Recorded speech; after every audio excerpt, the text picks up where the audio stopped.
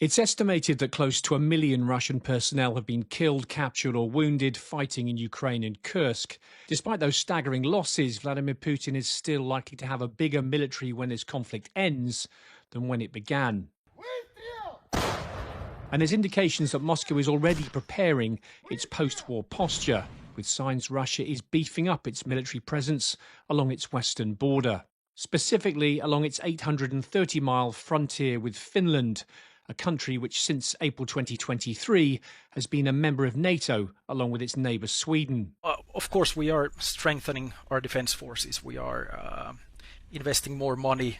The military budget is growing and so on. So, yeah, one could say that we are also definitely preparing also for the worst, as one has to be when we are a border nation next to Russia.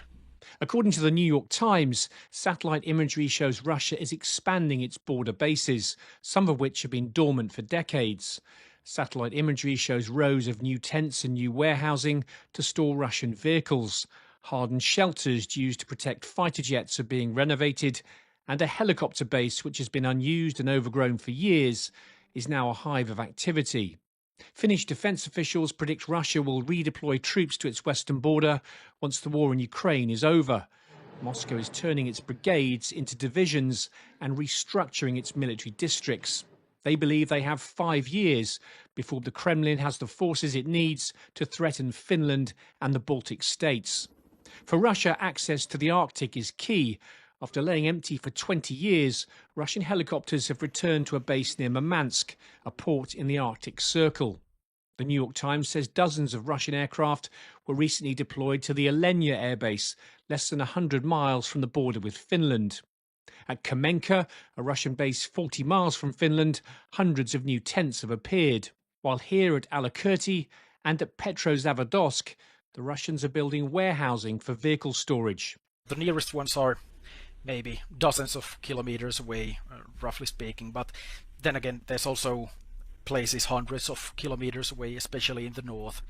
But when we are talking about air bases, when we're talking about bases with strategic bombers which can fire cruise missiles, for example, 200 kilometers, for example, 100 kilometers, it's a relatively short distance.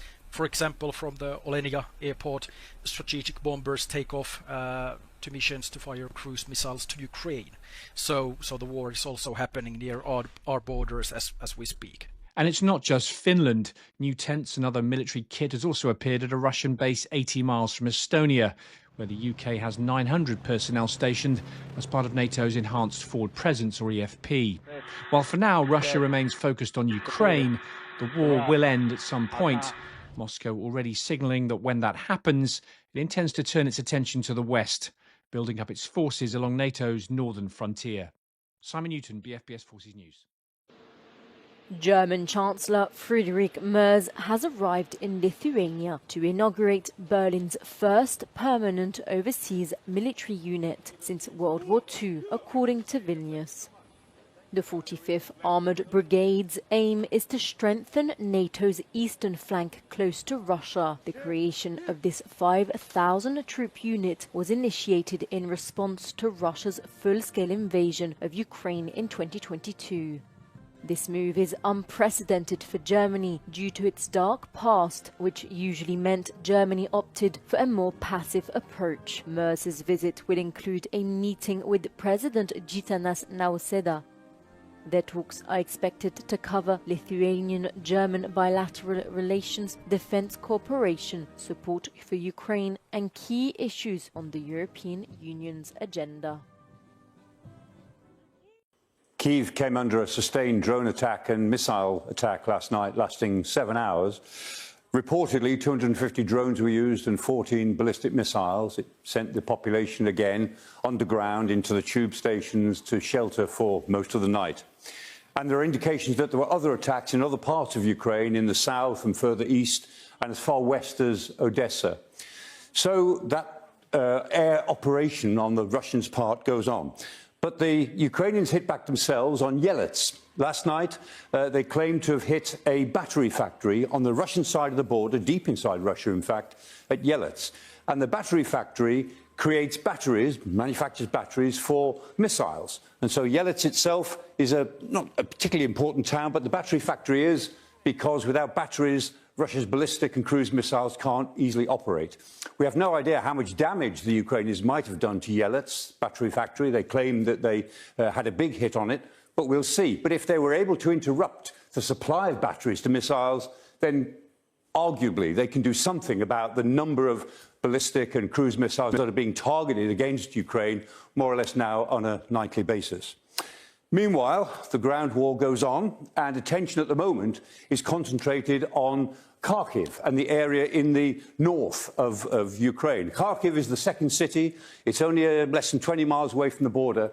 And reportedly, the Russians are massing troops on their side of the border. The Ukrainians have been talking about this for several weeks now. And the expectation is that they're going to launch some sort of offensive in the north against the Kharkiv area and further northwest against Sumy, which is another major city in the north of Ukraine. Almost certainly, the Russians won't be able to take Kharkiv. It's the second city. It's a big city. They'd never got really near to taking it in 2022 when they really did try, nor can they probably take Sumy as cities. But what they probably can do is actually get over the border and begin to put pressure all the way along this border. What the Russians say, and they're making this fairly clear in Putin's statements, is that they want a buffer zone all the way along the front to protect them from Ukrainian attacks. From a military point of view, that's neither here nor there. It's not what they want. What they want to do is to create pressure along the border to pin Ukrainian forces in place so that those Ukrainian forces can't go further south, where they're now badly needed for the summer offensives, which the Russians are also pursuing in the south. And the other reason that they might want forces on the Ukrainian side of the border is it gives them a foot in the Kharkiv Oblast, the Kharkiv region and the Sumy region. And if they have a foot in those regions, then in any future negotiations, and we're a long way from them at the moment, but in any future negotiations, they will say, we're already in those regions, we will keep that footprint, and of course we want more, just as we want more in the 4 other oblasts that we have a footprint in, but we haven't fully conquered. So the politics of this overlays all of the military activity, and not least, the politics of this comes into the prisoner exchange, which is ongoing at the moment. Yesterday, about 500 prisoners were exchanged on each side, 500 each. And today, another 350-odd on each side. We expect these prisoner exchanges to go on again tomorrow until both sides have exchanged 1,000 prisoners, as they agreed to do last weekend at the Istanbul summit. This is all good in itself. It's a humanitarian gesture. Both sides want it. But in reality, it doesn't take us any nearer to a ceasefire. In fact, if we think about it logically, we are probably further away from a ceasefire now in Ukraine than we were about a month ago.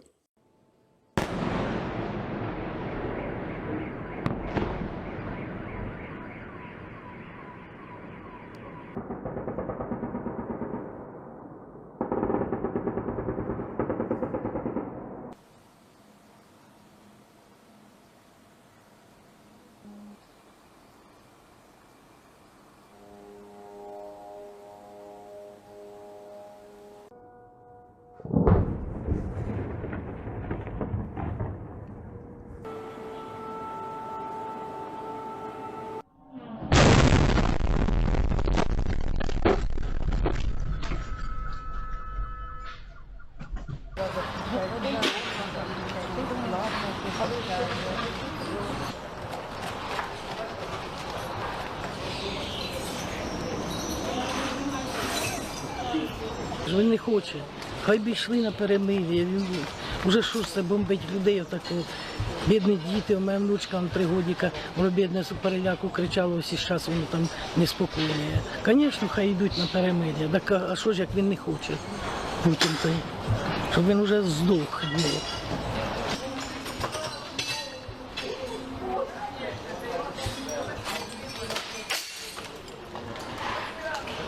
Дуже велике горе в людей, розумієте? Це в першу чергу, що я подумала, що пострадали люди ні за що. Велике горе в людей.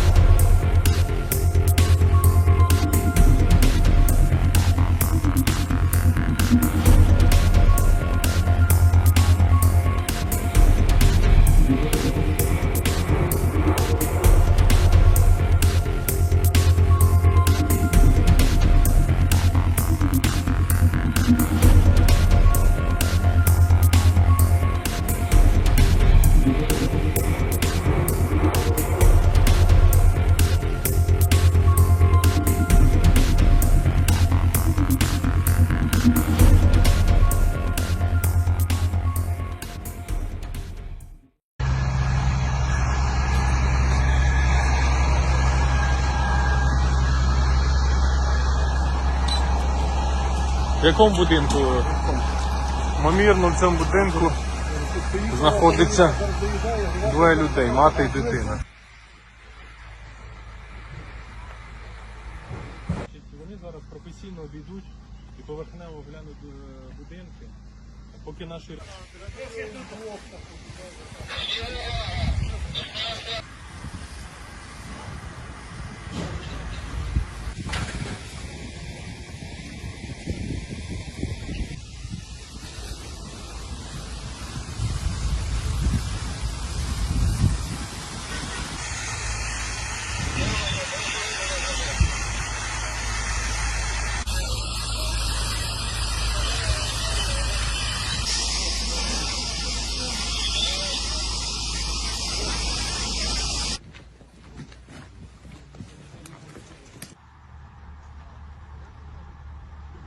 Поїхала вже в швидкій і один загиблий. Лосько Олена Василівна, правильно?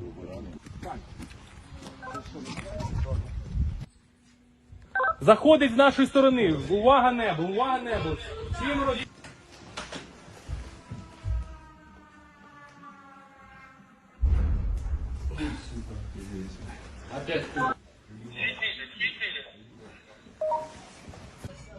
Якщо потрібно поставити пожежний автомобіль.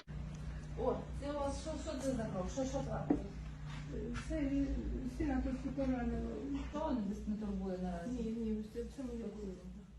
Renaming a street in D.C. It was fairly innocent stuff by American standards. Let me take a look. Can you provide us an update on Russia and Ukraine as well? Yeah, I'll give you an update. I'm not happy with what Putin's doing. He's killing a lot of people, and I don't know what the hell happened to Putin. I've known him a long time, always gotten along with him, but he's sending rockets into cities and killing people, and I don't like it at all, okay?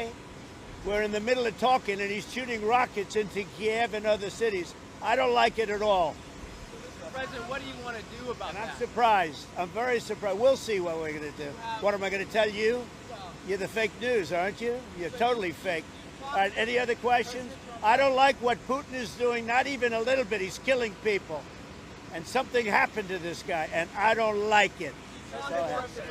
Can I follow up on that? A Russian commander reportedly said that Putin was almost caught in the middle of a drone attack from Ukraine. So do you have any... I haven't heard that, but maybe that would be a reason. I don't know, but I have not heard that.